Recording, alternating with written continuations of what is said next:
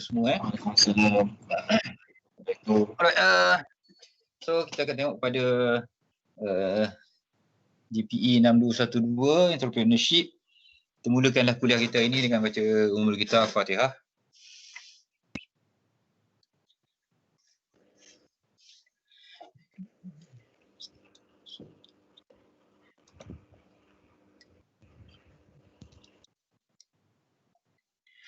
Okey, saya mutekan dulu semua. Ada beberapa orang yang tak mutekan tadi, saya mutekan dulu. Okey, ini minggu ketiga. Okey, sebelum itu saya minta supaya masing-masing tolong jawab, tolong rekodkan kehadiran ya. Kehadiran masing-masing. Saya letakkan dalam ruangan chat. Okey, ada chat kita ni untuk kelas kita hari ini. Ada satu link. Ya. Jumpa tak? Saya baru naikkan. Saya baru pastekan dia punya link untuk satu form kehadiran. Saya minta awak semua untuk isikan nama dan nombor matrik sebagai bukti kehadiran lah dan send kepada saya. Submit je eh. Okay, so pada hari ini kita akan skip dulu bab yang kedua mengikut kepada chapter chapter kita. Kalau ikutkan chapter yang kedua ialah keusahawanan Islam. Okey, so chapter yang kedua saya dah sediakan satu nota nilai satu video ringkas tentang chapter yang kedua, tapi saya tak sempat upload lagi. InsyaAllah saya cuba upload hari ni malam sekarang lah sebab connection dekat college ni agak slow untuk saya upload. Okey, kalau tengok kepada silibus awak, chapter yang kedua ialah Islamic Entrepreneurship ataupun keusahawanan daripada perspektif Islam lah. Okey, tak ada dalam buku teks saya rasa. Buku teks saya rasa tak ada topik ini. Okey, tapi tak apalah, saya akan sharekan segala nota. Saya boleh sharekan nota sekarang kejap untuk chapter yang kedua. Tapi chapter yang kedua ni saya tak sentuh hari ni. Saya tak sentuh lagi pada hari ni sebab saya dah sediakan nota, saya dah sediakan video. Okey.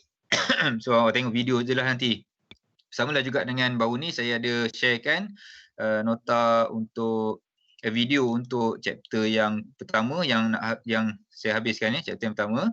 So secara kesimpulannya chapter yang satu kita dah habis. Chapter yang kedua saya tak masuk lagi. Saya buat video lesson, nanti saya upload. Dalam grup WhatsApp saya dah sharekan chapter yang kedua. Okey. Dan juga nota untuk chapter yang ketiga yang kita akan masuk pada hari ini. Saya sharekan sekarang dalam grup WhatsApp. Dapat dah semua? Oh, korang semua mute kan? Okey.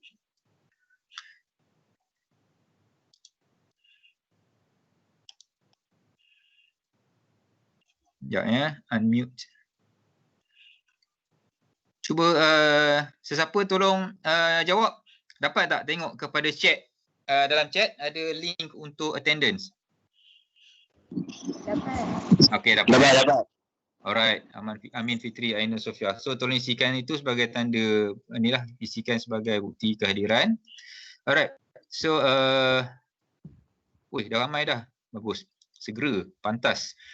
Okey, so untuk hari ini kita akan masuk terus ke chapter yang ketiga mengikut silibus, iaitu isu-isu di dalam keusahawanan. Okey, saya sharekan desktop window. Tadi makan. Siapa cakap ni? Dia cakap. Oh.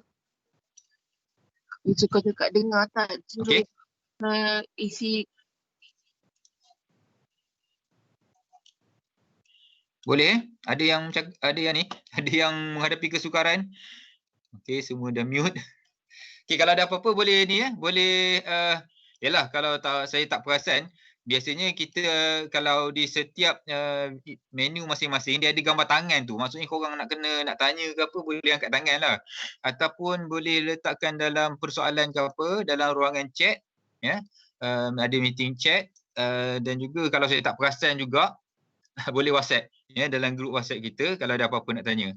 Right. So ini kita masuk chapter 3 dulu ya. Hasrat saya ialah saya nak masuk chapter yang kelima, iaitu bahagian business plan. Sebab business plan ni ialah assignment utama awak yang menyumbang kepada 25%. Ya. So 25% adalah daripada business plan. Sebab itulah saya ingat saya nak masuk business plan dulu. Tapi saya tak boleh nak jump jauh sangat. Chapter 1, chapter 2 terus ke chapter 5. So saya masuk dulu chapter yang kedua pada hari ini. InsyaAllah kita akan cuba habiskan chapter yang kedua pada hari ini juga.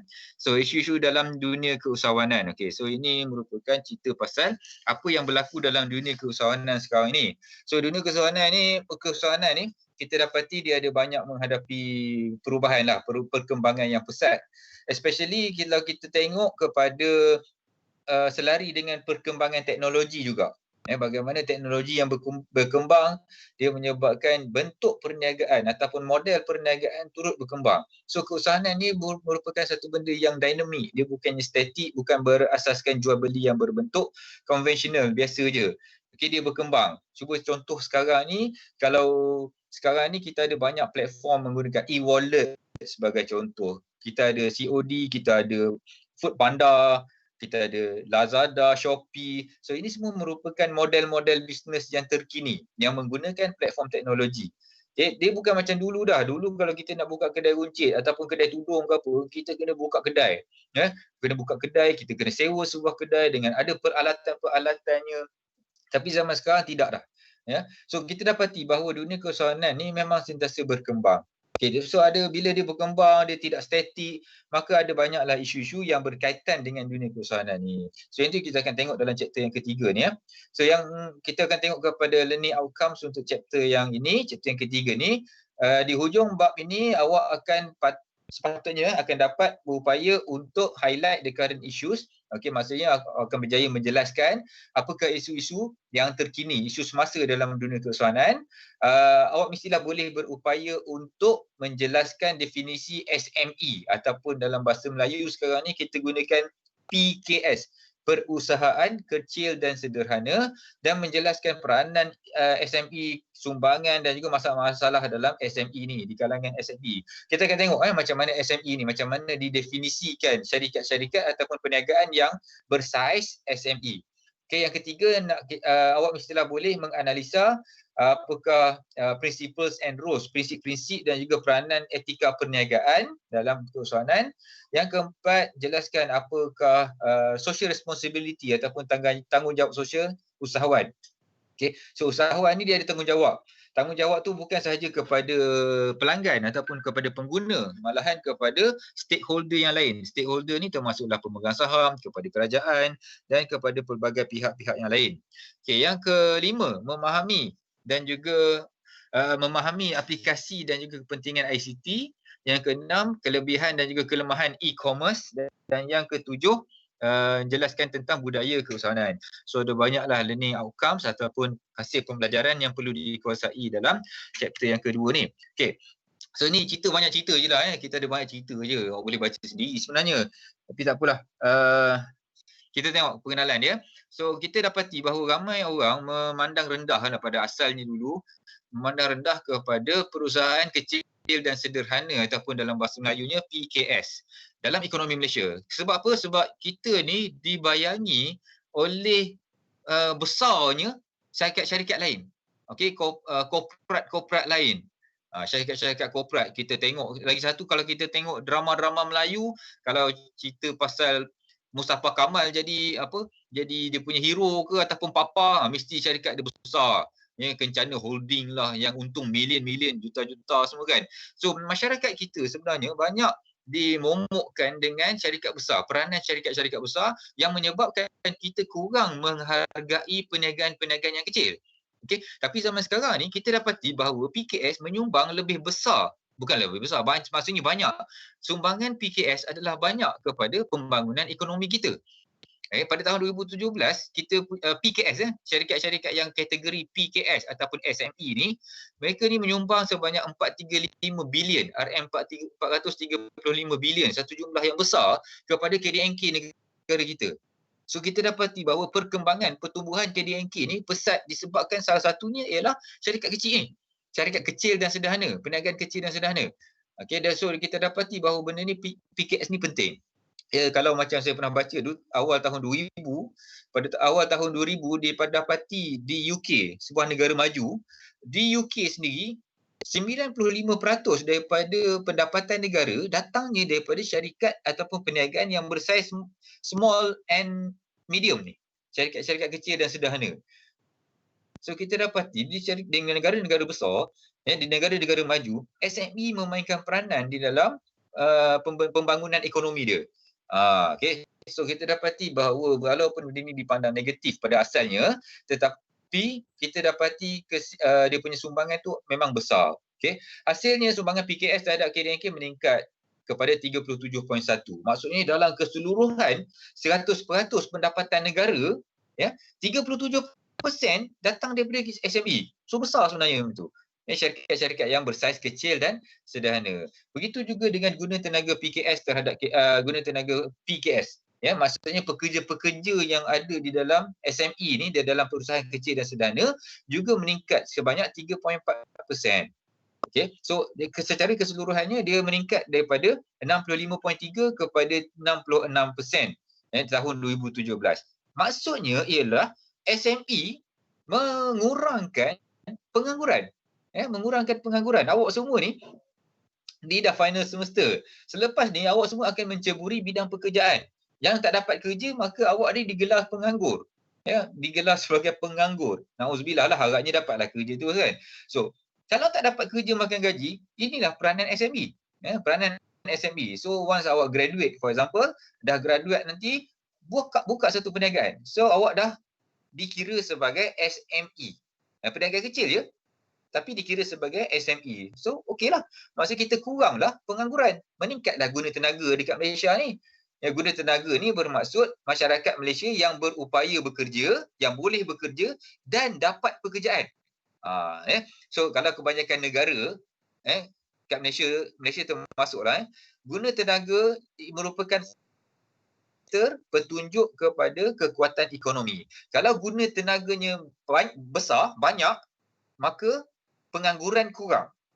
Ia menunjukkan bahawa ekonomi kita okey, bagus. Sebab ramai orang bekerja. Berbeza dengan negara yang mana pengangguran dia tinggi, guna tenaga dia rendah. Macam kita kat Malaysia ni, contohnya dia kata tahun 2017 kita punya guna tenaga 66%, 66% di sini. So dia menunjukkan bahawa kira macam kalau kita translate secara simpelnya, 66% orang bekerja. Kalau kita punya penduduk sebanyak 1 juta, 660,000 orang bekerja.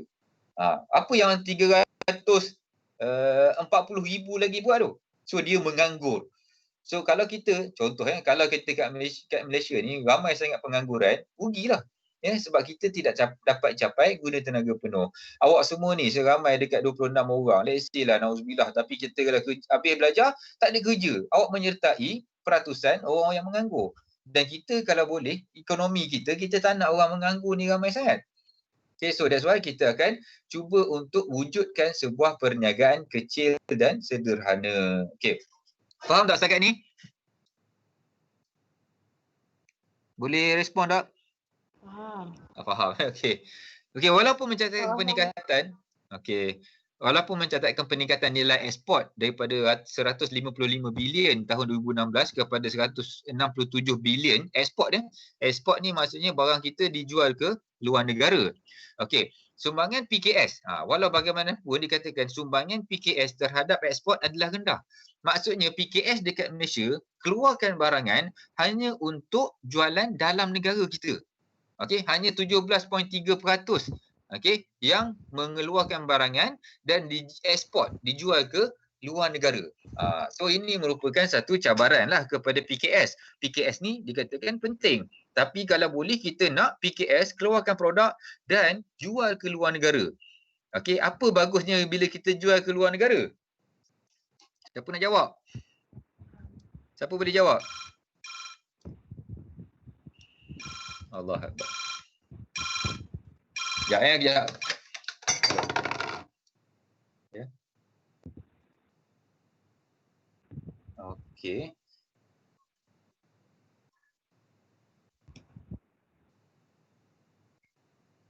Okey.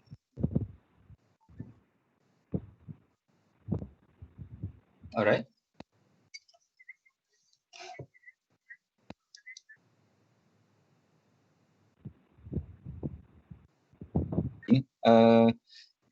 And call back dalam maybe after 2 o'clock? Yes. Okey, thanks. Okey, sorry. So katakanlah kita kat Malaysia. Okey, kenapa pentingnya ekspor ni? Ekspor maksudnya Malaysia dengan contohnya lah Indonesia Indon. Okey. So bila kita ekspor, kita jual barang ke luar negara. Ya, kita jual barang. Dan apa yang kita dapat balik? Kita jual barang, kita dapat duit. Kita akan dapat RM. So berbeza dengan kalau kita jual barang dalam negara kita je. Kita dapat duit juga, Malaysia dapat duit juga. Tetapi kalau ekspor, maka dia lebih banyak. Okey, banyak duit yang kita dapat. Salah satunya disebabkan oleh pertukaran mata wang. Ini contoh ke Indonesia. Kalau kita jual ke US contohnya, mata wang mereka lebih besar daripada kita. Lebih kukuh. So kita akan dapat balik pulangan yang lebih tinggi kalau kita dapat jual ke luar negara. So itu kepentingan ekspor. Tapi dia katakan SME ni ataupun PKS ni, dia punya nilai ekspor masih kurang. So kita nak kalau boleh dia lebihkan ekspor ke luar negara. Okay, so itu merupakan sedikit pengenalan kepada SME. Okey, sekarang kita lihat kepada definisi. SME ni kalau ikutkan dulu asal-asalnya, kita punya definisi. Saya ingat saya awal tahun 2000 ataupun pertengahan tahun 2000 itu, dia ada definisi SME yang berbeza, dikeluarkan oleh pelbagai institusi. Sebagai contoh, Bank Negara ada keluarkan definisi SME. Definisi yang dikeluarkan oleh Bank Negara pada waktu itu dilihat berbeza dengan definisi yang dikeluarkan oleh Kementerian, masa tu kita ada Kementerian Pembangunan Usahawan dan Koperasi, MECD. So kementerian tu define, dia beri definisi SME berbeza. Dengan Bank Negara adalah 2-3 definisi yang tersohor pada waktu itu. So walau bagaimanapun, bermula tahun 2014, definisi baru yang diperkenalkan kepada PKS telah merangkumi keseluruhan definisi lain. So definisi baru yang menjelaskan, yang menunjukkan SME ni macam mana, dia diguna pakai. Dia diguna pakai oleh semua di Malaysia. Maksudnya tak ada dah Bank Negara keluar definisi dia, bank ni keluar definisi dia, Kementerian Pembangunan Usahawan keluar definisi dia, tak ada dah. So sekarang ni kita guna pakai satu definisi PKS ataupun SME, yang mana definisi baru ni melihat kepada 2 faktor untuk mendefinisikan SME ni. Iaitu yang pertama daripada segi jualan. Berapa banyak yang dijual, jualan produk syarikat ni ataupun perniagaan itu dalam masa setahun, dan juga bilangan pekerja. Bilangan pekerja yang kekal. So definisi SME sekarang yang digunakan pakai sekarang yang dikeluarkan oleh SME Corp. Awak boleh tengok SME Corp, boleh tengok dalam website dia lah. Dulu dikenali sebagai SMEDEC, SME Corp. Dulu nama dia SMEDEC, SMI, Small Medium Industry Development Corporation. Sebuah badan yang dimiliki oleh kerajaan. So sekarang ni SME Corp lah jaga semua berkenaan dengan SME. So dia katakan bahawa nak define PKS bergantung kepada 2. Satu jualan, yang kedua bilangan pekerja. So dilihat pula daripada 2 sektor yang berbeza. Yang pertama ialah sektor pembuatan. Okey, A katakanlah sektor pembuatan lain. Yang kedua selain daripada sektor pembuatan, sektor-sektor lain lah, perkhidmatan ke, perikanan, pertanian, tu sektor-sektor lain, sektor perkhidmatan atau sektor-sektor lain. Okey. So, dia katakan tengok kepada sini. Okey. Jumlah sektor pembuatan, kalau jualan tahunan tidak melebihi 50 juta, maksudnya lebih kurang daripada 50 juta, okey, 50 million, atau bilangan pekerja tidak melebihi 200 orang. Itu merupakan kurang daripada 200 orang. So ini definisi, ini merupakan syarikat ataupun perniagaan yang tergolong dalam SME. Sekiranya jualan dia kurang daripada 500 juta ataupun pekerja sepenuh masa dia kurang daripada 200 orang dalam sektor pembuatan. Sektor pembuatan ni macam ni, kilang. Sektor kilang, sebuah kilang yang menghasilkan barangan. Sebuah kilang yang menghasilkan barangan. So bila dia menghasilkan barangan, kita kata dia tergolong dalam sektor pembuatan. Okey. Tapi yang kedua ialah sektor perkhidmatan ataupun lain-lain sektor. Perkhidmatan, contohnya hotel, banking, apa lagi? Bank, hotel, pertanian, awak buka sebuah perniagaan pertanian, perikanan, adalah beberapa sektor yang lain, sektor-sektor selain daripada sektor pembuatan.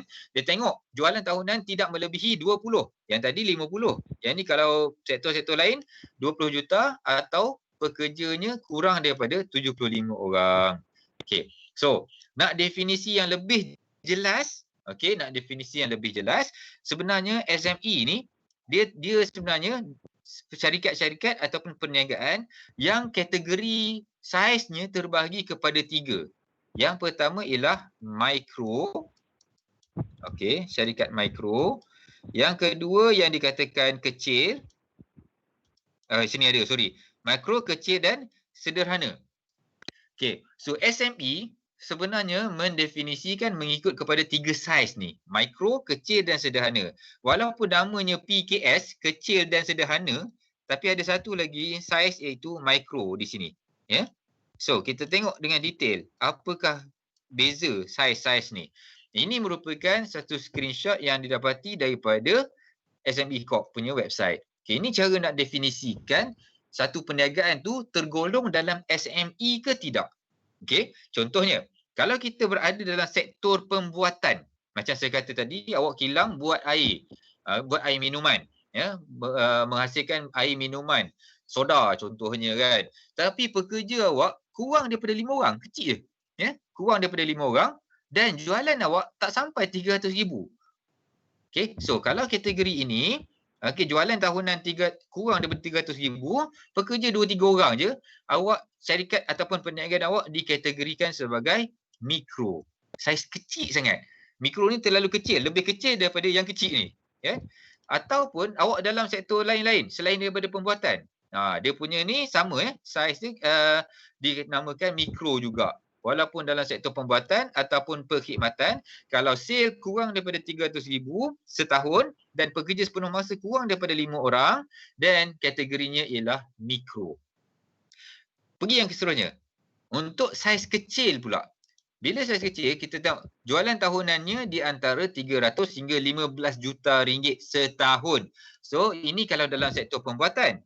Sektor pembuatan, kalau perniagaan tersebut memperolehi jualan di antara 300,000 hingga 15 juta atau pekerja dia 5 hingga 75 orang, dan ini dinamakan saiz kecil.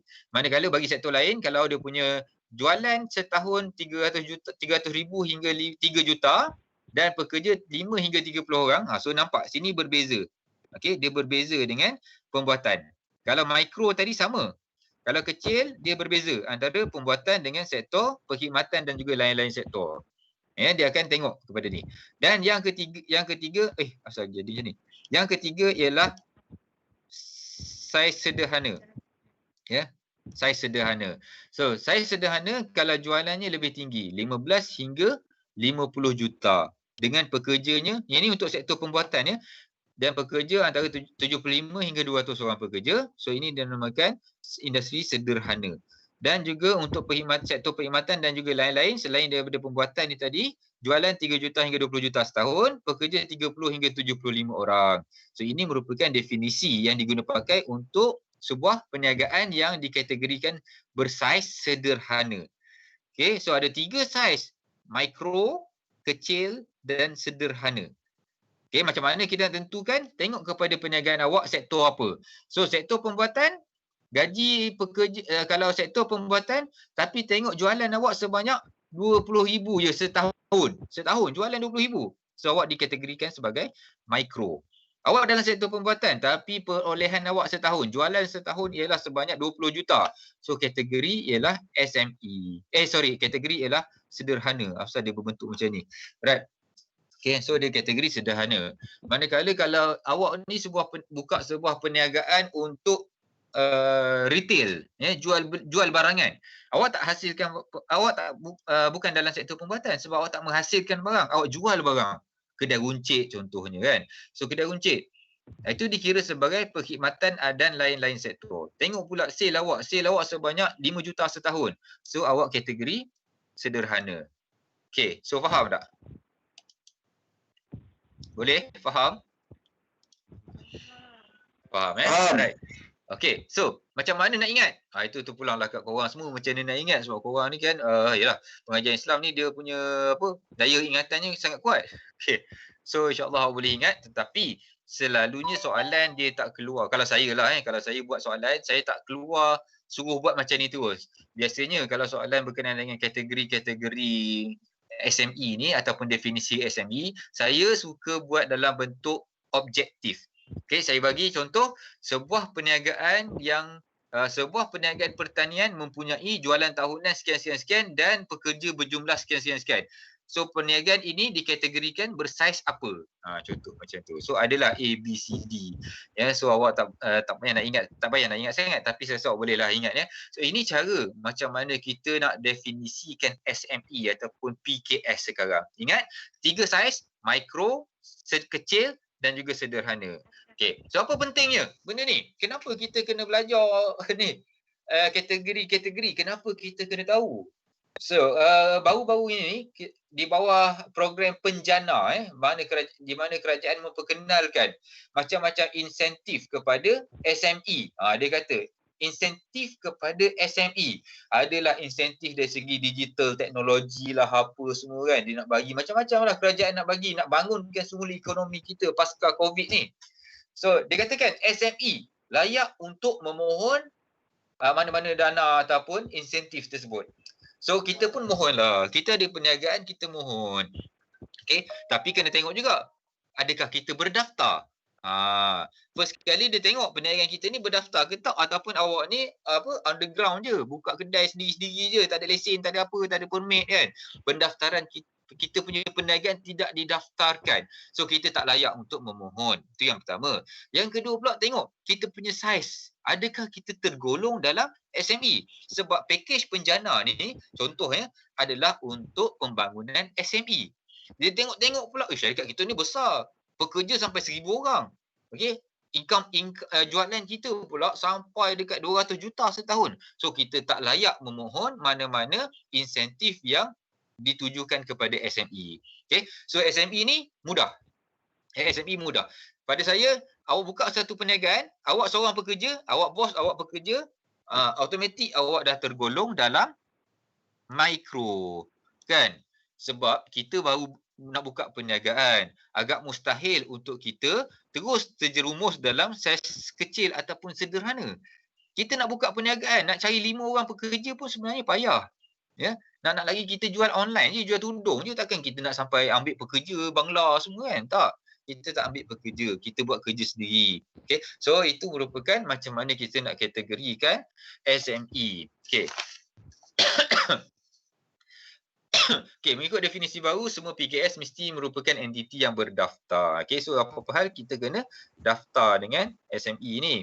SME kita ni ataupun perniagaan kita kena daftar dengan SSM. Okay. Kita kena daftarkan dulu. Right. Atau badan lain yang setaraf dengannya. Ni typo, badan lain yang setaraf dengannya. Contohnya kalau kita buka sebuah syarikat. Okey, sebuah syarikat. Maka kita kita buka sebuah syarikat, kita kena tertakluk juga kepada Suruhanjaya Security. Contohlah SC, Suruhanjaya Security. Kita punya syarikat besar. Tapi kita masih kategori SME. Ya, walaupun kita SME kecil dan sederhana, tetapi kita masih boleh untuk buka syarikat. Bukannya bermaksud bila kita buka syarikat besar, dia bermaksud syarikat tu dah besar. Tak, sebab dia tertakluk kepada definisi-definisi ini. Ya, mungkin kita buka syarikat tapi pekerja kita 100 orang je. Sale kita setahun tak sampai 50 juta. So kita masih kategori sederhana. Okay. So kita dapat juga SME ni ataupun PKS mesti berdaftar dengan SSM. Walau bagaimanapun terdapat beberapa pengecualian termasuk syarikat-syarikat yang tersenarai di papan utama mainboard. Ini merupakan syarikat-syarikat ataupun dalam mainboard misi syarikat. Ya, dia ada beza ya. Kita akan tengok dalam topik business ownership ataupun pemilikan perniagaan, syarikat dengan perniagaan berbeza. Ya, ada entiti perniagaan yang didaftarkan sebagai milikan tunggal. So dinamakan perniagaan. Ada juga entiti yang didaftarkan sebagai sebuah syarikat. So kita namakan dia sebagai syarikat. So syarikat-syarikat ni ada jenis-jenis dia lah. Mungkin awak dah belajar, tetapi kita akan masuk dalam satu chapter nanti berkenaan dengan ownership ni. So syarikat ni kalau tersenarai dalam papan utama ataupun Bursa Malaysia, ataupun syarikat yang subsidiary kepada syarikat awam, multinational, syarikat luar negara yang datang kat Malaysia, ataupun syarikat kita yang beroperasi di peringkat international, syarikat-syarikat GLC, syarikat yang diperbadankan di bawah Menteri Keuangan, sebagai contoh kita ada PNB semua tu, dan juga perusahaan milik kerajaan negeri, contohnya Quipsas. So kita ni tidaklah tergolong dalam SME ini. Tidak tergolong, tidak termasuk di dalam SME. Okey, faham setakat ini boleh? Okey. Sekejap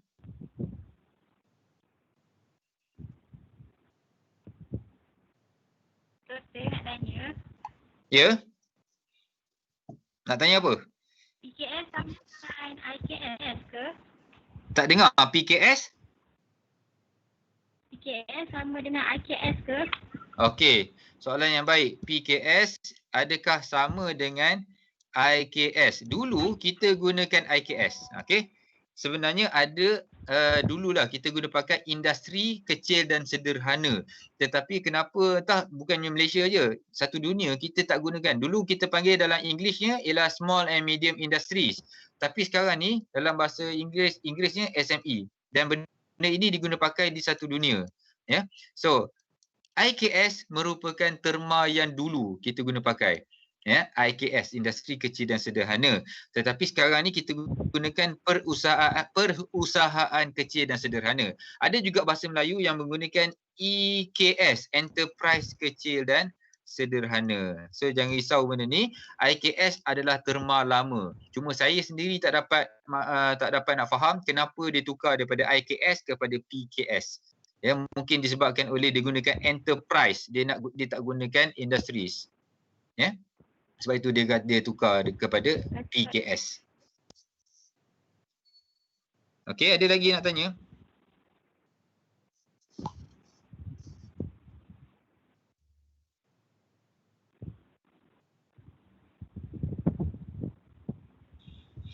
Alright, saya teruskan Okey, sektor tadi. Tadi kita kata ada sektor pembuatan, lepas tu ada sektor perkhidmatan dan juga lain-lain sektor. So apakah yang dikatakan sektor-sektor ni?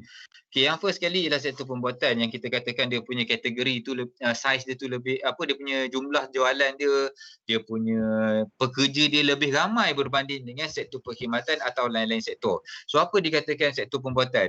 Sektor pembuatan merujuk kepada sektor di mana organisasinya dalam sektor ni, kedai-kedai ke syarikat-syarikat ke dalam sektor ini, dia akan dia transform bahan atau komponen secara fizikal atau kimia untuk membentuk produk baru. So kalau perniagaan kita terlibat dalam mengubah suai produk daripada bahan mentah, diubah-ubah menjadi satu barang siap. So itu dikategorikan sebagai industri pembuatan. Sebagai contoh, awak membuka sebuah perniagaan buat air. Buat minuman buat minuman. Tak kira lah awak buat minuman dalam skala yang agak besar ke ataupun skala kecil ke. Okey, tetapi saya rasa kalau buka gerai buat minuman ke, buat air mangga ke tepi jalan, tak termasuk lah. Walaupun dalam definisi tu awak dah mengubah daripada bahan mentah mangga ni tadi kepada satu barang siap. Okey, tapi ini kita lihat kepada benda yang berdaftar lah. Bila daftar ni, maka perniagaan ini dibuat dengan bersungguh-sungguh. Okey, mungkin dia punya skala tu agak lebih besar berbanding dengan yang buka tepi-tepi jalan ni. Okey, so kalau perniagaan awak termasuk dalam klasifikasi mengubah bahan mentah kepada satu barang siap, kacang soya, awak buat air kotak soya rupa-rupanya, lepas-lepas ni buka bisnes buat soya. So transform daripada bahan mentah kacang soya tadi, campur itu campur ini, jadilah barang siap, minuman soya yang dibotolkan ataupun dikotakkan. So awak termasuk dalam industri pembuatan. So nak rujuk kepada definisi sama ada mikro, kecil atau sederhana, tengok kepada di sini. Tengok kepada keadaan di sini, syarat-syarat di sini. Berapakah jualan tahunan, berapa ramai pekerja awak. Ataupun yang kedua ialah perkhidmatan, sektor perkhidmatan. Perkhidmatan merujuk kepada semua jenis perkhidmatan termasuk perdagangan, edaran, distribution. Kan kita ada tengok kadang-kadang ada lori-lori, tu masuk distribution. Ya, lori yang angkat barang, menghantar barangan, itu merupakan pengedaran, ya, distribution. Hotel, restoran, perniagaan runcit, profesional, perkhidmatan ICT, pendidikan swasta, kesihatan, swasta bukannya hospital government, tak, swasta. Pendidikan swasta pun merujuk kepada IPTS contohnya. Bukannya sekolah-sekolah ataupun universiti kerajaan. Hiburan, perantaraan keuangan, bank-bank contohnya ataupun institusi-institusi keuangan. Perkhidmatan berkaitan pembuatan, bukan pembuatan Yang ini perkhidmatan berkaitan pembuatan, berkaitan. Bukannya yang ini. Yang ini memang dia buat. Awak buat bisnes yang betul-betul terlibat dengan pembuatan barang.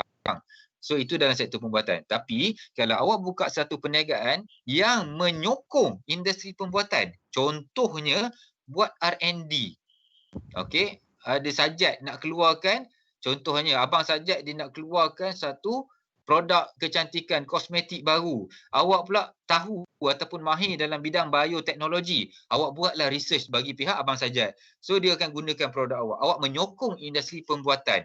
So itu dikatakan perkhidmatan, ya. Awak menyokong industri pembuatan, itu dinamakan berkaitan perkhidmatan berkaitan pembuatan. Contohnya lah R&D, logistik. Dia orang buat barang tapi awak menghantar barang dia. Ya, kilang contohnya FNN, kilangnya di Shah Alam. So dia hasilkan banyak minuman, jenis macam-macam jenis minuman. Tapi awak bukannya buat barang tu. Awak syarikat awak tolong transport. Awak ada lori, tolong transport barang yang dah siap daripada kilang Shah Alam ni ke kedai-kedai runcit satu Malaysia. So awak tergolong dalam sektor perkhidmatan, bukannya pembuatan.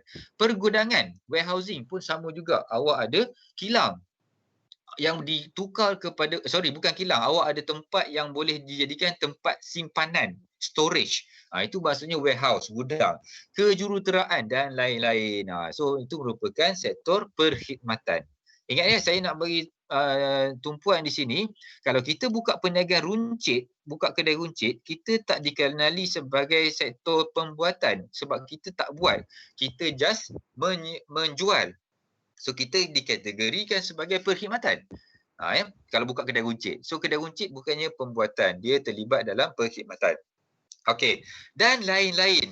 Yang ketiga ni klasifikasi yang dikatakan lain-lain. Ini termasuklah pertanian asas, pembinaan dan pelumbungan dan juga pengkuarian, kuari. So kalau terlibat dengan sektor pertanian, menternak, pertanian juga termasuk dalam pertanian ialah perikanan ya. Perikanan pun termasuk dalam sektor pertanian. Okey, so katakanlah ternak ikan keli ke ataupun patin sungai, patin sangkar ke apa ke, itu dikenali sebagai industri lain-lain, sektor lain-lain. Lain-lain sektor. Juga pembinaan, awak jadi kontraktor membina. Okey, so membuat satu-satu binaan itu tergolong dalam sektor lain-lain dan juga pelumbungan. Okey, ada bisnes yang lombong, kuari, pecah-pecah batu semua. So termasuk dalam sektor-sektor lain. So itu merupakan penjelasan kepada jenis-jenis sektor dalam definisi SME. So ingat balik, kita ada 3 yang sektor utama, satu sektor pembuatan, yang kedua sektor perkhidmatan dan juga lain-lain sektor. Pembuatan kategorinya definisinya berbeza daripada perkhidmatan dan juga sektor-sektor lain.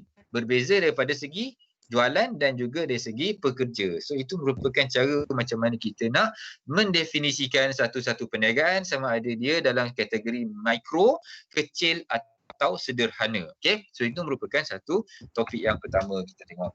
Seterusnya ialah peranan PKS. Saya gunakan PKS lah, peranan PKS. Saya tak gunalah SME, kan confuse banyak sangat termanya.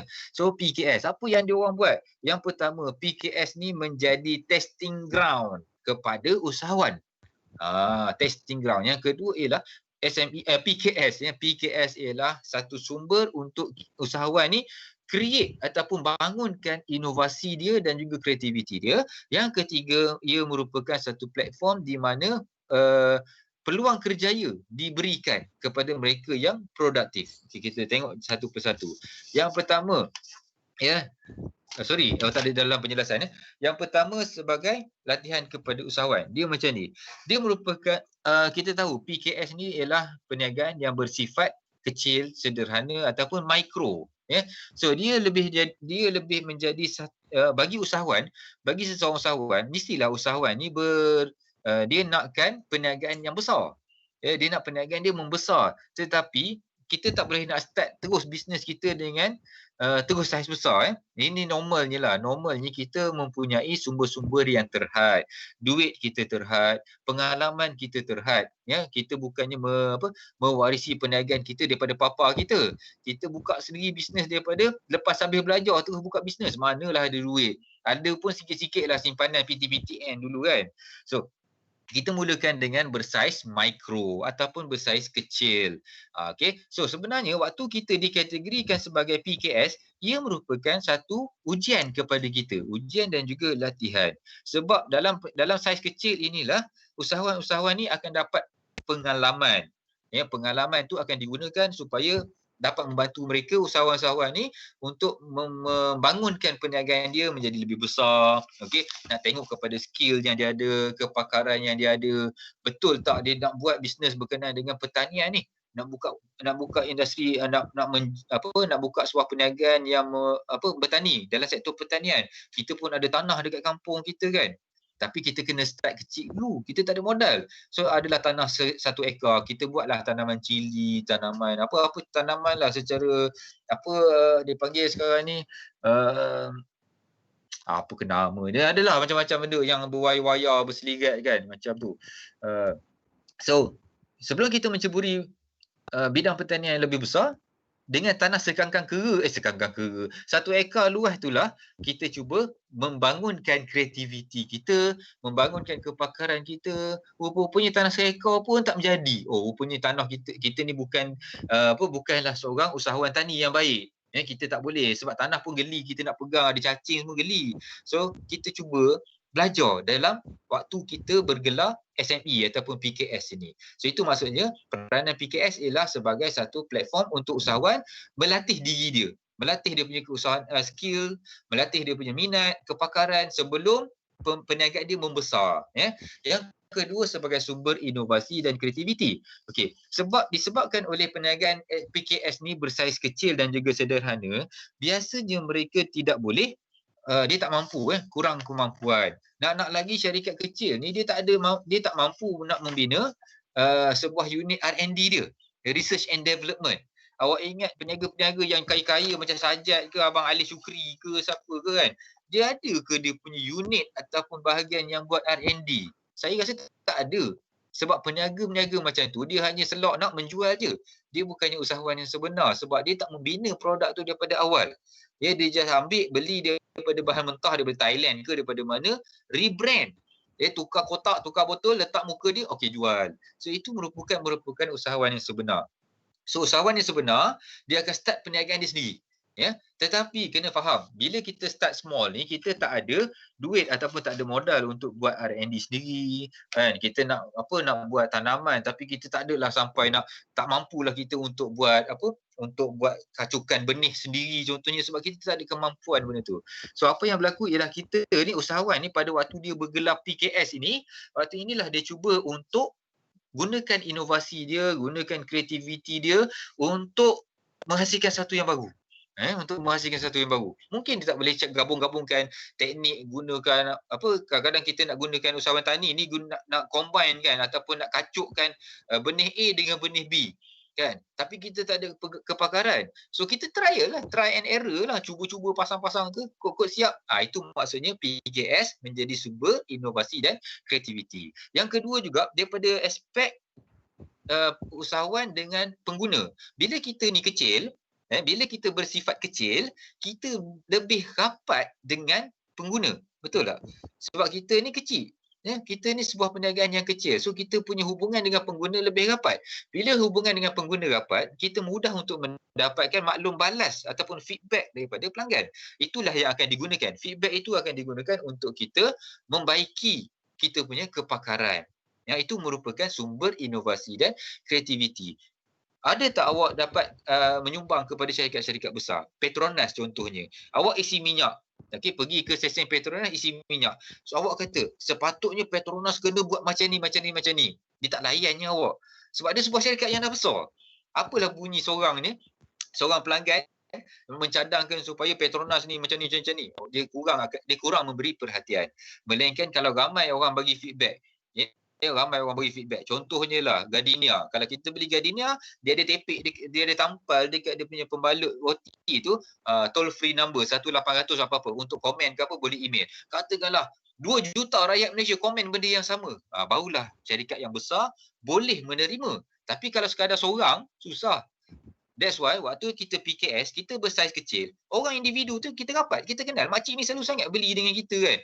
So kita akan dapat maklum balas secara langsung daripada pelanggan tu tadi. So itu merupakan sumber inovasi dan kreativiti. So kita sebagai PKS, usahawan PKS, kita akan sentiasa dapat membangunkan kita punya produk. Yang ketiga, PKS juga memberi peluang kerjaya untuk individu yang produktif. So individu ni berbeza, usahawan ni berbeza, dia punya personality dia kan.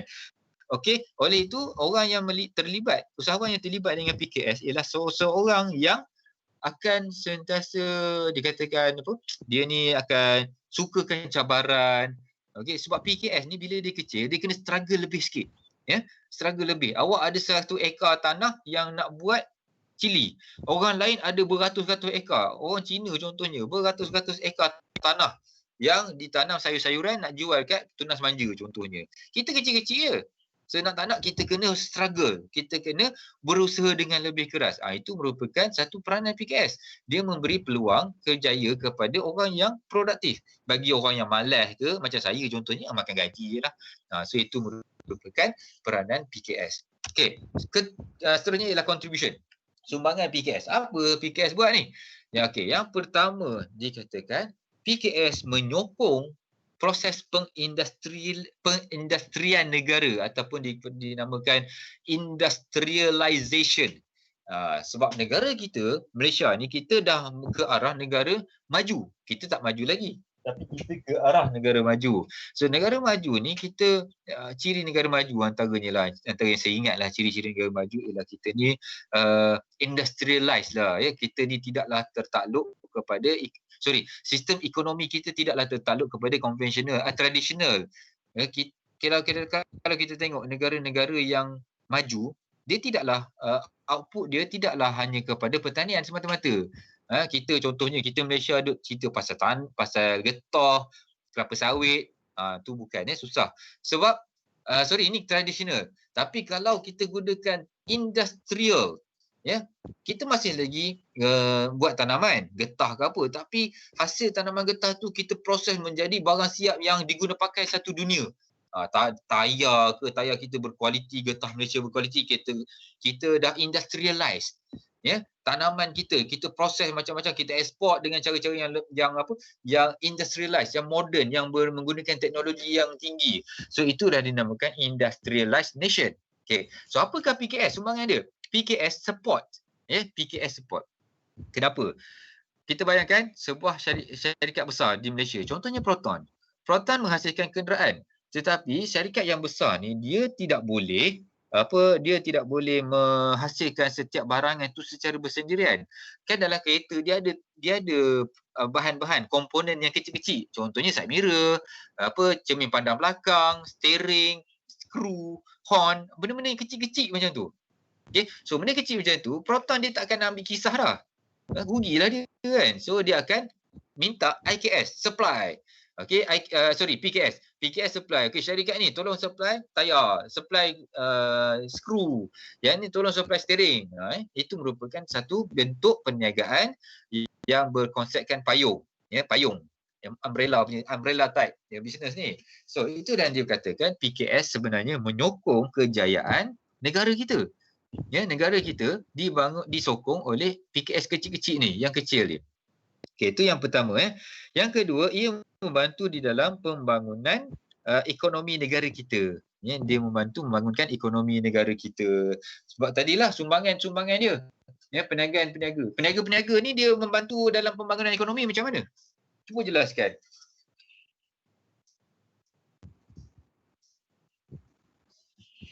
Ada orang?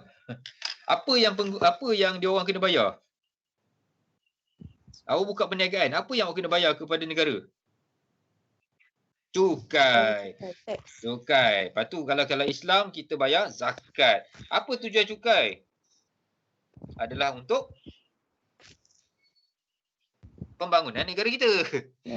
Cukai merupakan income kepada negara. Sebab itulah kalau negara maju, contohnya US, yelah dia maju sangat sampai dia coronavirus pun dia tak takut. Okey, apa yang dia orang fight ialah dengan menggunakan klausa I am a taxpayer. Saya pembayar cukai. Jadi saya berhak kepada pembangunan negara ni. So itu ialah dinamakan cukai. Sama juga dengan zakat, tak samalah dengan zakat. Zakat kita Muslim kan. Tapi purpose zakat ialah untuk membantu golongan yang tidak nasib baik, golongan-golongan asnaf contohnya kan. So sebenarnya dengan cara itu, peniaga-peniaga juga membantu perkembangan ekonomi negara dengan pembayaran cukai, dengan penawaran peluang pekerjaan. Tadi kan kita cakap di awal-awal tadi, okey, usahawan-usahawan ni SME ataupun PKS ni dia menawarkan peluang pekerjaan. Dia menawarkan peluang pekerjaan. So itu dah mengurangkan kadar pengangguran negara. So ekonomi negara kita semakin bagus sebab kurang menganggur.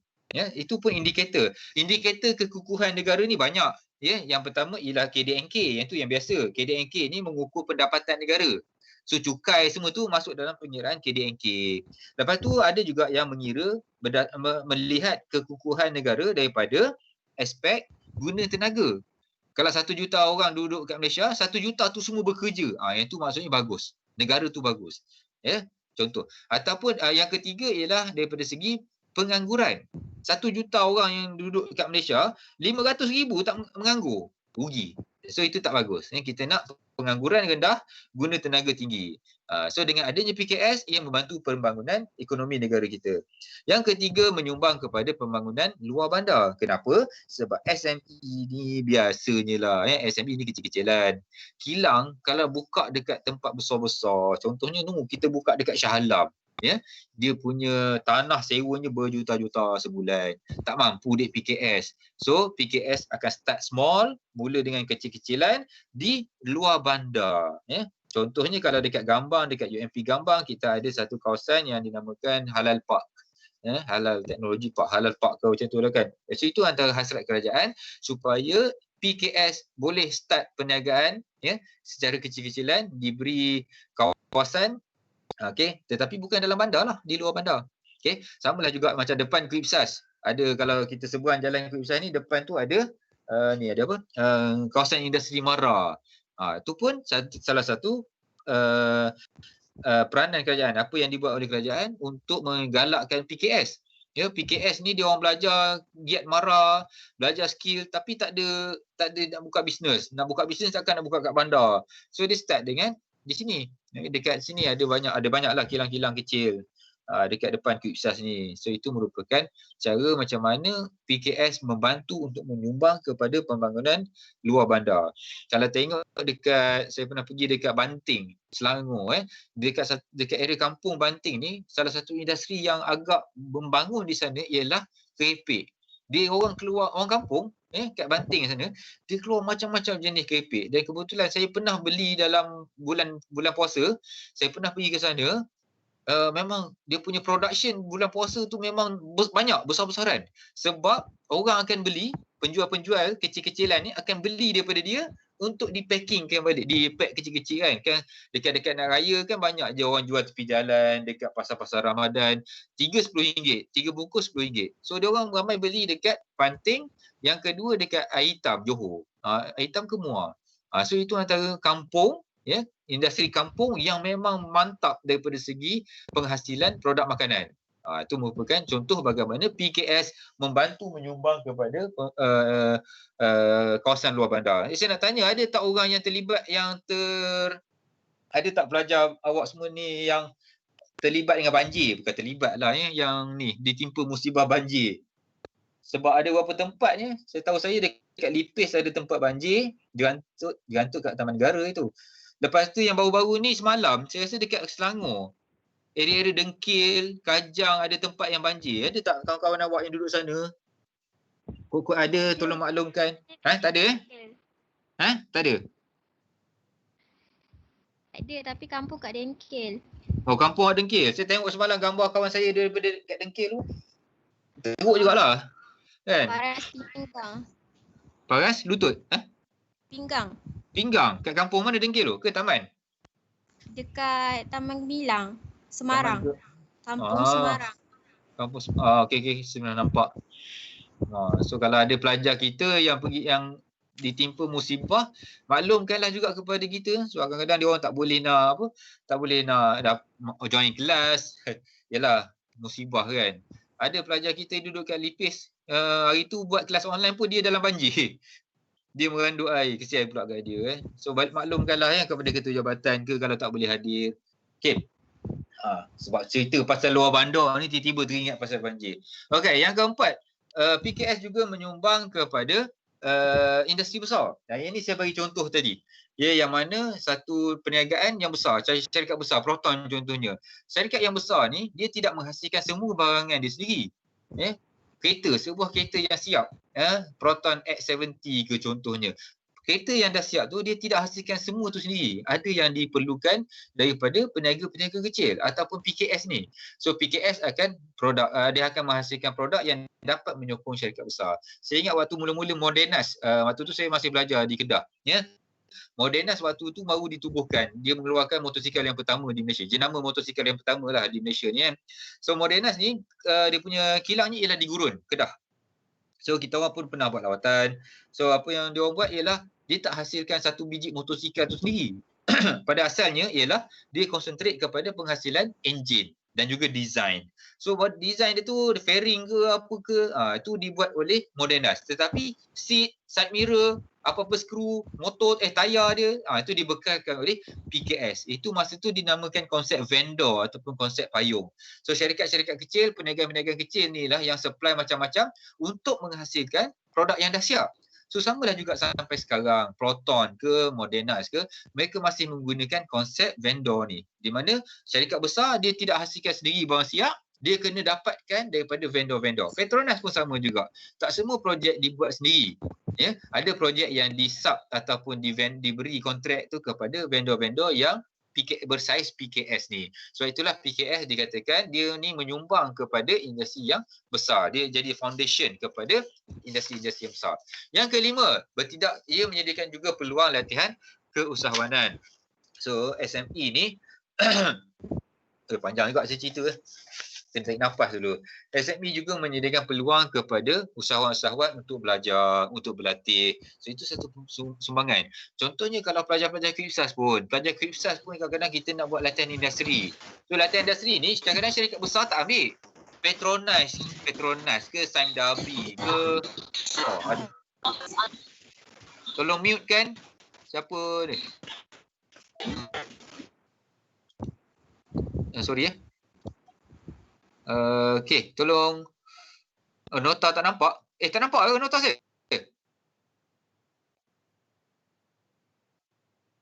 Tak nampak. Saya tak tunjuk ke tadi? Tak. Tak ada. Tapi saya guna download. Tapi saya dah share. Saya dah share dalam WhatsApp kan? Dah. Oh, padanlah. Alah hai, kenapa senyap? Awak ada beritahu dalam WhatsApp ke? Tak ada. Aduh, sorry. Sekarang nampak? tak? Nampak. Alright, kasihan. Okey. Aduh hai, tak nampak rupanya tadi. Saya sembang seorang-seorang lah, tapi nota ada dalam WhatsApp dia. Ada. Alright, kesian. Okay, so iaitu yang kelima. Yang keenam, PKS juga membantu dalam mengimbangkan ataupun membaiki imbangan pembayaran, balance of payment negara. Balance of payment ni satu terma ekonomi. Balance of payment ni dia tengok kepada macam ni. Tadi saya ceritakan bagaimana peranan PKS ni dia kita nak eksport. Eksport PKS masih kurang. SME masih kurang mengeksport. Masih kita jarak tak berapa banyak lah keluar ke, jual ke negara luar. Okey, so sekarang ni kita galakkan PKS untuk mengeksport barangan. Untuk mengeksport barangan, kita nak jual ke luar negara. Sebab itulah kerajaan sebenarnya banyak menawarkan insentif kepada PKS dalam segi ekspor. Bagi syarikat-syarikat ataupun perniagaan PKS yang boleh jual ke luar negara, itu adalah insentif dia, pengecualian cukai contohnya. Sebab kita nak galakkan negara ni, kita nak galakkan PKS supaya eksport barangan. Okey, apa yang dimaksudkan dengan imbangan pembayaran ialah kita nak kurangkan daripada import. Kita ada import. Yang banyak barang kita ni kita import. Sebagai contoh, kalau kita tengok sendiri berus gigi ke ubat gigi ke, biasanya kita import, kita tak hasilkan dah. Kita import daripada Thailand kebiasaannya. Cuba tengok balik dalam kotak ubat gigi awak, atau kecuali beberapa jenama lah, contohnya Sophie yang itu lokal lah, bagus lah, itu tempatan. Tapi macam Colgate, Dali, dia memang import daripada syarikat luar. Begitu juga dengan shampoo, benda-benda berkaitan toiletries. Nak ceritakan bahawa kita sebenarnya banyak import barangan. Bila banyak import, ia memberi benda kesan yang negatif. Kenapa? Kita keluarkan duit bayar ke negara asing. Kita punya outflow, bayaran keluar negara tu lebih banyak daripada inflow. Inflow, duit masuk sebab kita eksport. Kita sekarang ni import besar, eksport kecil. So tak balance. Dia tak seimbang. Nak balance, kita kena tingkatkan eksport. So itu sebabnya peranan kelebihan kepada ataupun sumbangan PKS ialah dia orang ni akan cuba untuk membaiki balance of payment dengan cara eksport. Sebab itulah memang kita galakkan, kerajaan memang galakkan supaya syarikat-syarikat kecil dan sederhana untuk terokai pasaran antarabangsa. Kita ada MITI, Ministry of International Trade and Industry. Kita ada MATRADE. Kalau dekat KL tu dia punya bangunan tu ada jabatan tu. Macam itulah, macam tiang rugby kan. So itu adalah antara badan-badan kerajaan yang memang membantu usahawan supaya ekspor keluar negara. Supaya apa? Supaya kita dapat kurangkan import. Bukan nak kurangkan import. Import tu kita kena ada. Tapi kita nak increasekan ekspor kita. So itu dapat membaiki kita punya balance of payment. Okey, seterusnya memberikan impak positif, memberikan impak yang positif dalam agihan pendapatan. Okey, so nombor 7 yang ke-7 sumbangan PKS. PKS dia memberi dia maksudnya memberikan impak yang positif. Dia kelebihan dia ialah dia ni memberi pendapatan lah kepada kita. So maksudnya di sini bagi orang yang tiada pekerjaan ataupun orang yang contohnya si rumah kan, ataupun awak yang bakal graduate satu masa nanti, kalau nak pergi makan gaji mungkin kecil gajinya. So dengan cara buka bisnes mungkin awak akan dapat income yang lebih besar. Dengan cara itu kita akan dapat pengagihan pendapatan yang agak seimbang. Kawan awak yang contohnya lah, ini contoh yang biasa orang-orang yang bandingkan. Kawan-kawan awak kadang-kadang ada yang belajar sampai SPM je. Tapi lepas SPM dia kerja. Kerja makan gaji dan akhirnya sekarang ni gaji dia dah start sampai 2,500. Awak pula spend masa untuk ambil STAM contohnya, lepas tu ambil degree. Okay? Lepas tu baru start kerja. Gaji awak entah 2,200. Kawan awak SPM 2,500. So tak adil, maksudnya agihan pendapatan tu tak kena kat situ kan. So salah satu kaedahnya ialah dengan menyertai dunia perniagaan. So kita dapat income yang lebih tinggi insya-Allah. So itu satu cetusan lah kepada awak semua. Yang ke-8, meningkatkan dana dalam ekonomi. So kita nak orang bila dana ni macam ni. Okay, dana duit lah kan. Dana ni merujuk kepada duit. So bila kita buka bisnes, kita akan ambil pekerja. Bila kita ambil pekerja, kita akan bayar gaji. So, pekerja tu akan dapat gaji dan dia akan belanjakan dalam ekonomi. So, itu maksudnya meningkatkan jumlah dana dalam ekonomi. Bayangkan waktu PKP tu. Waktu PKP baru ni, masa mula-mula PKP start, banyak bisnes masuk bulan kedua, bisnes dah tutup. Sebab dia tak boleh beroperasi. Sebab bila dia tak boleh beroperasi, pekerja dia terpaksa diberhentikan. Bila pekerja diberhentikan, pekerja tak ada income. Bila tak ada income, macam mana dia orang nak spend duit? Kita bukan saja fikir, kerajaan bukan saja fikir apa pekerja ni yang dah diberhentikan ni, bukan dia orang nak makan apa, bukan sekadar itu. Kerajaan fikir bila dia tak ada income, makan tak boleh, nak spending pun tak boleh, nak belanja tak boleh. Bila kita tak berbelanja, ekonomi kita akan jatuh. Okay, sebab itulah kerajaan memperkenalkan macam-macam insentif. Awak pun sebagai pelajar dapat RM200 seorang kan? Itu. And then pekerja-pekerja pun kalau boleh memang syarikat sebenarnya tak boleh berhentikan pekerja dia waktu PKP. And then ada EPF, KWSP bagi macam-macam insentif. Boleh keluarkan duit akaun 2 lah. SOKSO pun bagi macam-macam benda. So semuanya supaya dana dalam ekonomi ni ada.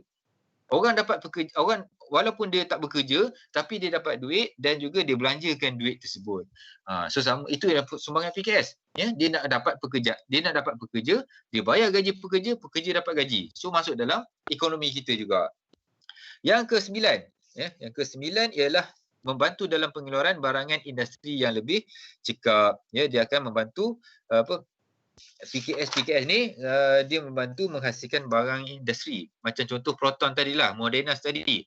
Ya, saya katakan bahawa industri besar ni dia orang tak ada masa untuk fokuskan benda kecil-kecil. Ya, Proton dia fokus kepada R&D untuk enjin contohnya. So dia tak fikirlah side mirror kena keluarkan juga. Seat macam mana kita kena keluarkan juga. Dia tak fikir dalam benda tu. Benda-benda kecil-kecil tu biarlah PKS yang hasilkan. So dia hanya mengeluarkan enjin kereta dan juga body kereta dan lain dalam tu tu PKS yang supply. Sama lah juga dengan motosikal Modernas. Modernas concentrate on engine, design, bahan dia macam mana, tapi nak hasilkan barang-barang kecil tu biarlah PKS yang tentukan. Biarlah PKS yang buat. So itu maksudnya syarikat-syarikat ataupun industri besar ni dia orang boleh fokus kepada penghasilan barang lain, barang yang lebih utama, ataupun dia just fokus on assembling. Contohnya macam dekat Pekan kan ada kilang kereta DRB Highcom apa semua tu. So kerja dia just assemble. So dia tak fikir sangat nak kena hasilkan enjin, nak kena buat itu, kena buat ni, tak. Dia just assemble. So itu merupakan pengeluaran dia, barangan industri dia. Dengan cara itu dia lebih bercekap. Bayangkanlah sebuah syarikat besar, dia kena fikir nak buat skrunya, nak buat tayar, nak buat rim, nak buat sport rim, apa benda semua dia nak fikir, letih dia. Kan? So tak cekap, benda tu tak cekap. That's why dia akan agihkan kepada PKS. Okay. Ini dia menghalang pembaziran. Okay, menghalang pembaziran dan menggalakkan simpanan. So PKS ini sebenarnya dia dia akan cuba untuk Kejap Aduh.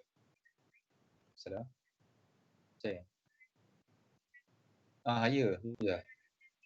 Sorry, saya tengah kelas ni. Okey, ataupun WhatsApp juga. Okey, thanks. Salah. Okey. So apa yang maksudkan SME ni, SME ni sebenarnya dia akan cuba satu kelebihan dia ialah SME ni dia kecil. So bila kecil, katakanlah dia ni nak hasilkan barangan.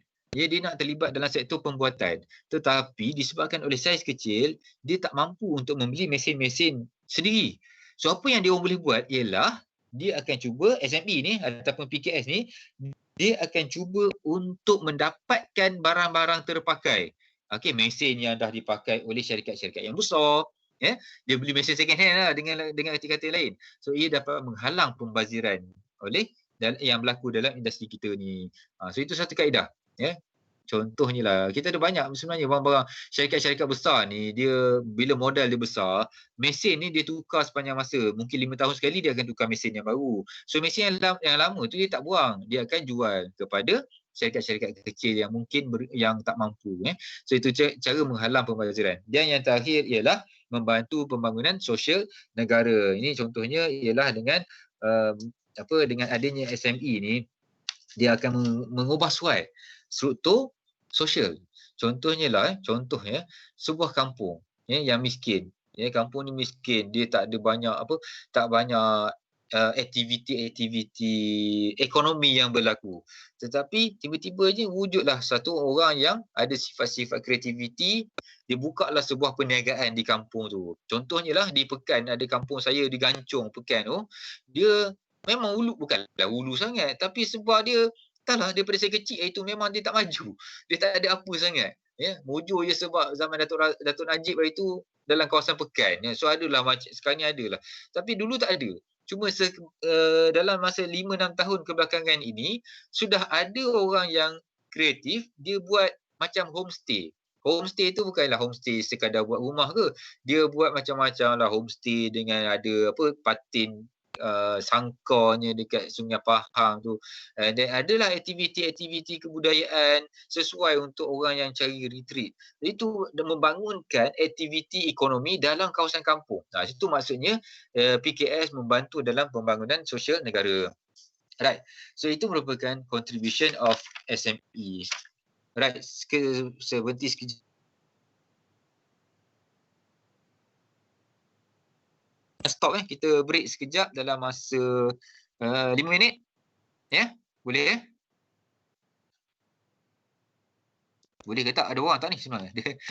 Boleh. Okey, okey. Ya, okey. Boleh kita Boleh, berhenti 5 minit. Awak boleh disconnect dulu nak save data, tapi nak kekalkan pun tak apa Tunggu jap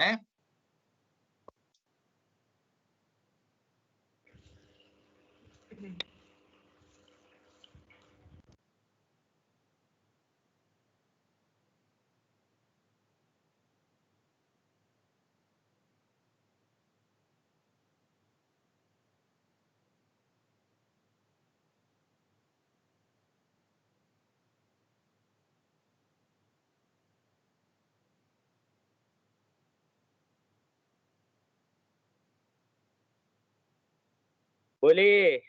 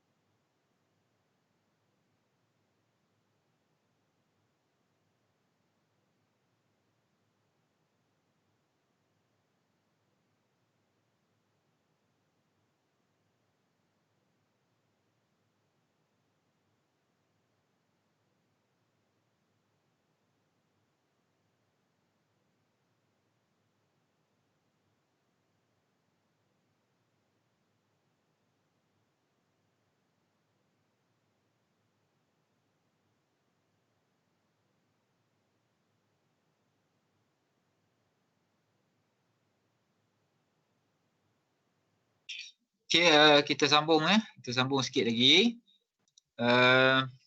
dengan topik kita, iaitu next topik kita ialah, sorry, sekejap saya sharekan, kamu tak nampak pula. Ialah dengan masalah-masalah yang dihadapi oleh PKS. Okey. So kita berhenti sikit sekejap lagi Okey, ada banyak masalah lah PKS ni, walaupun kita ada banyak galakan kerajaan bagi macam-macam insentif untuk pembangunan PKS, tetapi masih ada juga lah masalahnya. Yang utamanya ialah keuangan. Ya, sebab PKS ini merupakan satu perniagaan yang kecil, yang dia baru bermula, masih mentah lagi umur dia. So keuangan ni agak merupakan masalah yang utama lah. Ya, di mana diorang ni sukar untuk dapat pinjaman.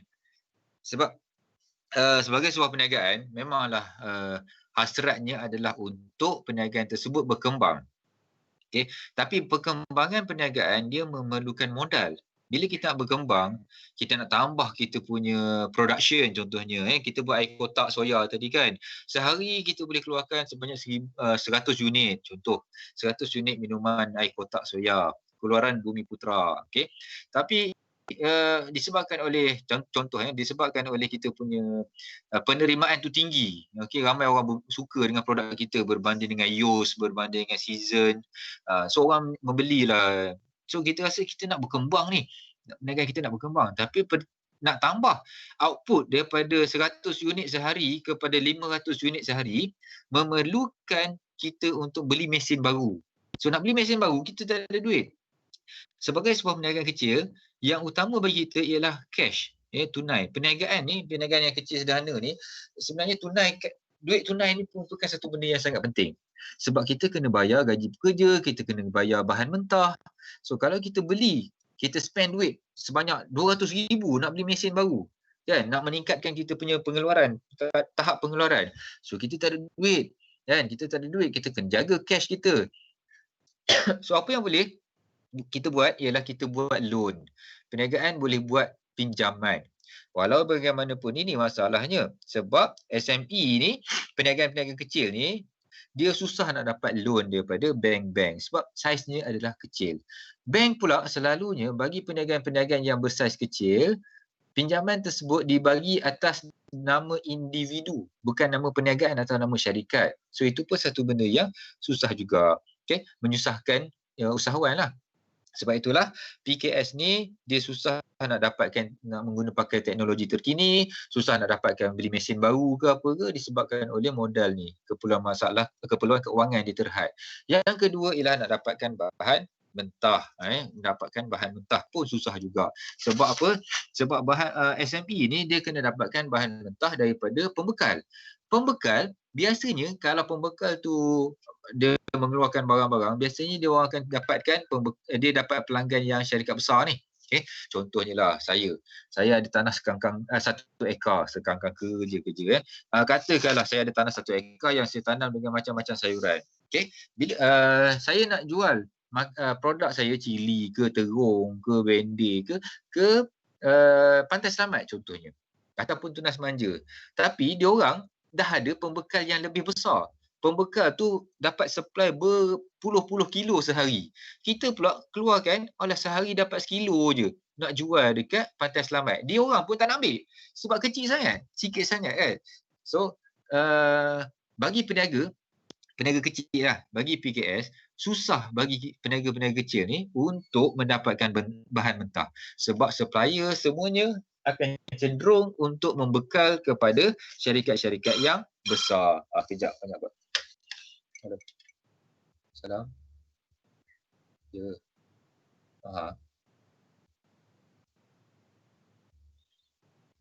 Saya ada kelas ya, saya tengok cakap.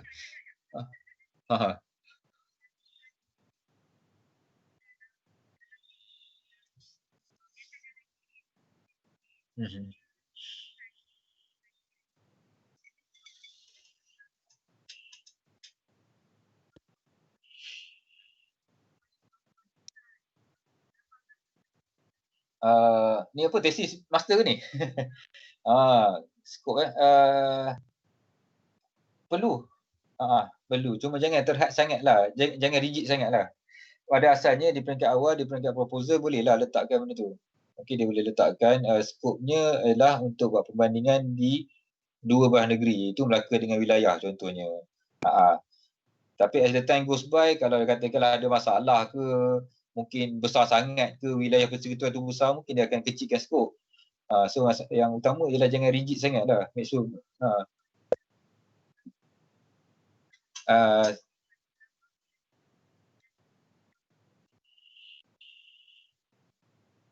ya, biasanya macam kalau kita orang macam saya dulu, biasanya kita ada satu subtopik betul, scope of the study. So better dia buat satu topik, subtopik betul lah kot. Nak jelaskan betul-betul scope dia kat mana.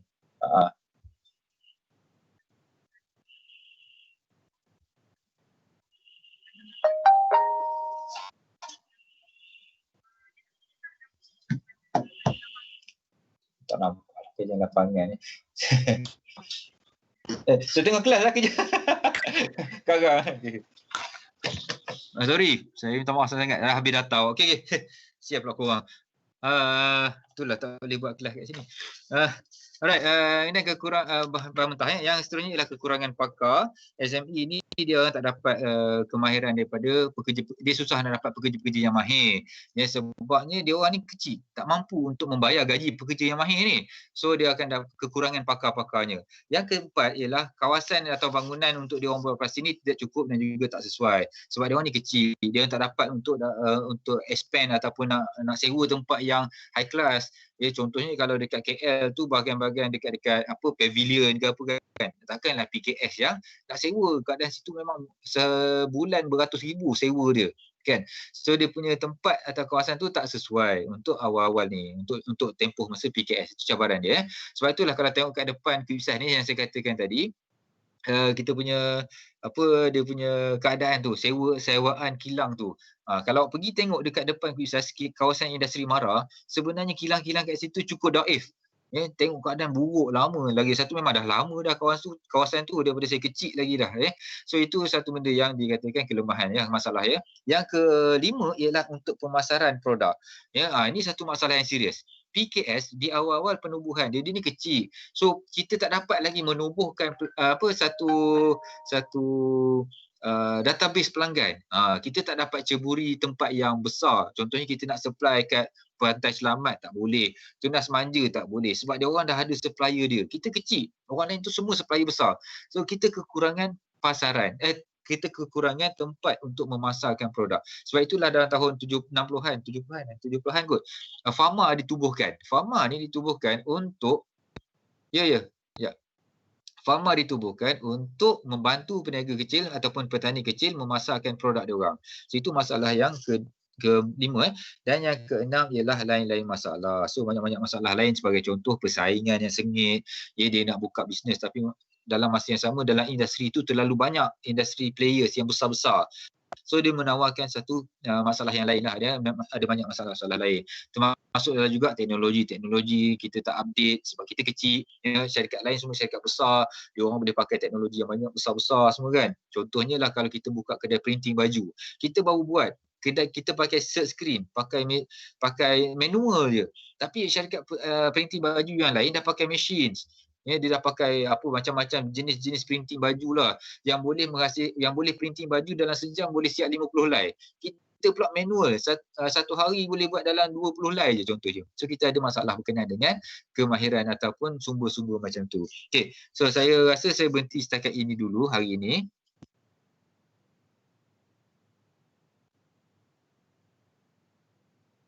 Yang chapter yang kedua dan chapter yang pertama juga, saya rasa saya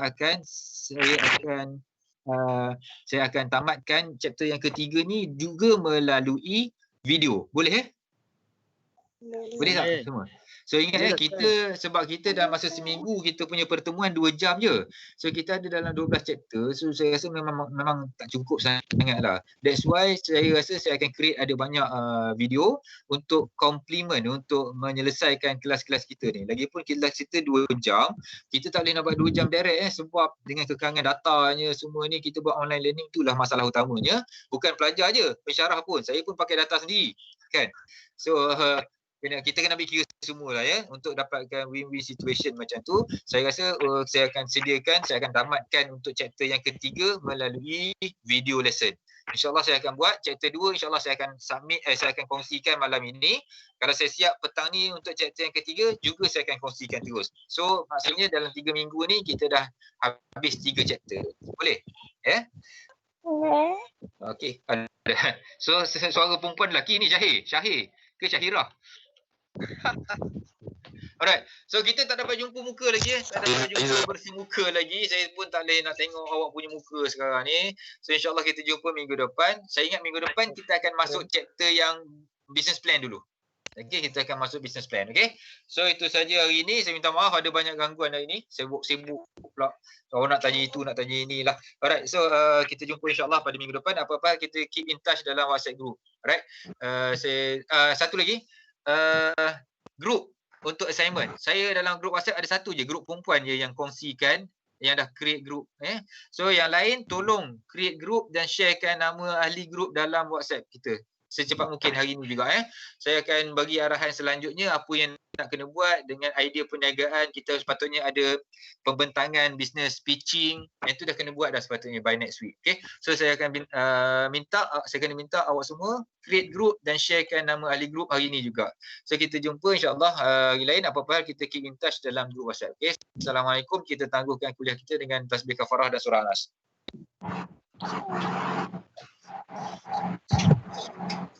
Terima kasih, Doktor. Okey, terima kasih. Assalamualaikum warahmatullahi wabarakatuh.